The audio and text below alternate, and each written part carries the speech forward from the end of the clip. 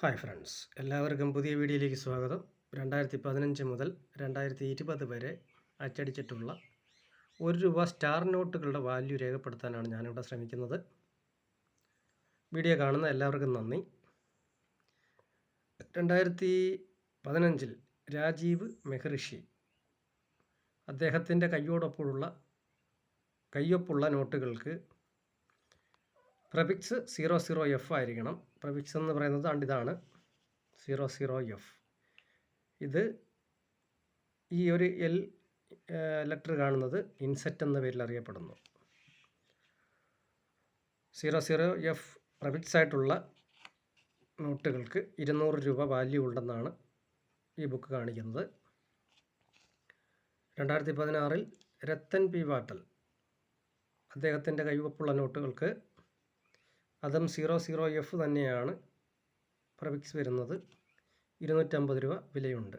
ഈ നോട്ടുകളെ എങ്ങനെ തിരിച്ചറിയാമെന്നുള്ളത് അതിൻ്റെ ഒപ്പ് നോക്കിയായിരിക്കണം മനസ്സിലാക്കുന്നത്. 2015 ഒരു നോട്ടാണെന്ന് തോന്നുന്നത്. ഇത് ഇങ്ങനെ സൂം ചെയ്ത് നോക്കിയാൽ ആർ മെഹ്റിഷി.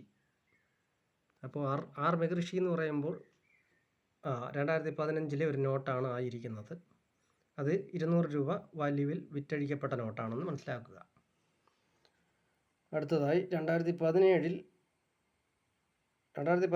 ഏറ്റവും കൂടുതൽ സ്റ്റാർ നോട്ടുകൾ അച്ചടിക്കപ്പെട്ടത്. അതിലെല്ലാത്തിലും ശക്തികാന്ത ദാസിൻ്റെ ഒപ്പാണ് വന്നിട്ടുള്ളത്.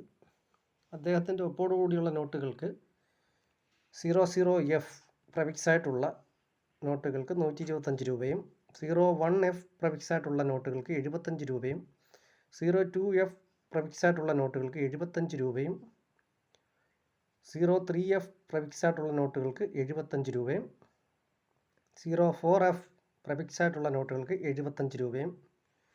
2018 സുഭാഷ് സി ഗാർഗാണ്.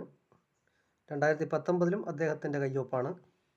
അദ്ദേഹത്തിൻ്റെ കയ്യൊപ്പുള്ള നോട്ടുകൾക്ക് 00F പ്രഫിക്സ് ഉള്ള നോട്ടുകൾക്ക് ₹125, 02F പ്രഫിക്സ് ഉള്ള നോട്ടുകൾക്ക് ₹800, വീണ്ടും 02F പ്രഫിക്സ് ഉള്ള നോട്ടുകൾക്ക് ₹400 വില നിർണ്ണയം നടത്തിയിട്ടുള്ളത്. ഇത് 2022 വിറ്റഴിക്കപ്പെട്ട വിലയാണിതിൽ രേഖപ്പെടുത്തിയിട്ടുള്ളത്. 2023 ആദ്യം ഇറങ്ങിയിട്ടുള്ള ബുക്കാണിത്. ഇപ്പോൾ ഇതിൻ്റെ വിലയൊക്കെ കൂടിയിട്ടുണ്ടാവും. അപ്പോൾ വീഡിയോ ഇഷ്ടമായാൽ ലൈക്ക് ചെയ്യുക, കമൻറ്റ് ചെയ്യുക, സബ്സ്ക്രൈബ് ചെയ്യുക. ഇനി അടുത്തൊരു വീഡിയോയിൽ കാണുന്നവരെ എല്ലാവർക്കും ഒരു ടാറ്റ. ഓക്കെ,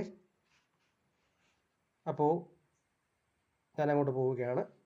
വീഡിയോയിൽ എന്തെങ്കിലും കുറ്റങ്ങളോ കുറവുകളോ ഉണ്ടെങ്കിൽ, നിങ്ങൾക്ക് മനസ്സിലാവാത്ത ഒരു രീതി ഉണ്ടെങ്കിൽ നമ്മുടെ ഡിസ്ക്രിപ്ഷനിൽ നമ്പർ കൊടുത്തിട്ടുണ്ട്. വാട്സപ്പിൽ ബന്ധപ്പെടാവുന്നതാണ്. മെസ്സേജ് മാത്രം അയയ്ക്കുക. വിളികൾ സ്വീകരിക്കുന്നതല്ല. കാരണം ജോലിയിലായിരിക്കും, അതുകൊണ്ടാണ് വിളികൾ സ്വീകരിക്കാത്തത്. അപ്പോൾ കണ്ടുകൊണ്ടിരുന്ന എല്ലാവർക്കും നന്ദി.